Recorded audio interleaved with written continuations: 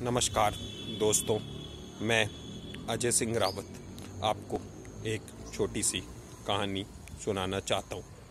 एक गांव में माँ बाप अपने इकलौते बच्चे के साथ रहते थे। वह खेतीबाड़ी करके अपना और अपने बच्चे का भरण पोषण करते थे। उन्होंने खेतीबाड़ी करके अपने बच्चे को खूब पढ़ाया लिखाया और बच्चा पढ़ लिख कर शहर में नौकरी करने चला गया। कुछ सालों बाद उसकी शादी हो गई और बच्चा भी हो गया। बच्चे, बीवी और वह खुद शहर में रहने लगे। यहाँ पर माँ बाप गांव में अकेले रहने लगे। एक दिन अचानक पिता की मृत्यु हो गई। पिता की मृत्यु होने के बाद माँ अकेली रह गई। गांव के लोगों ने उसे सलाह दी कि वह अपने बेटे के पास रहने के लिए चली जाए। इस पर उसने अपने बेटे से उसके साथ रहने के लिए कहा तो वह राजी हो गया, लेकिन बहू को यह पसंद नहीं आया।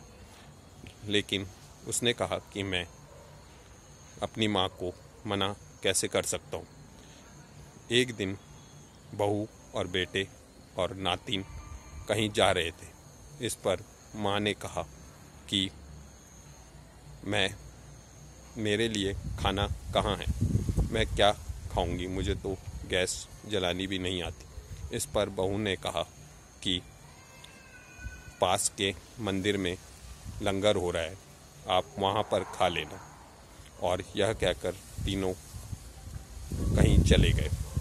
जब वह जा रहे थे तो उनके बेटे ने कहा कि पापा, जब मैं बड़ा हो जाऊंगा तो मैं भी मंदिर के आसपास अपना मकान लूँगा।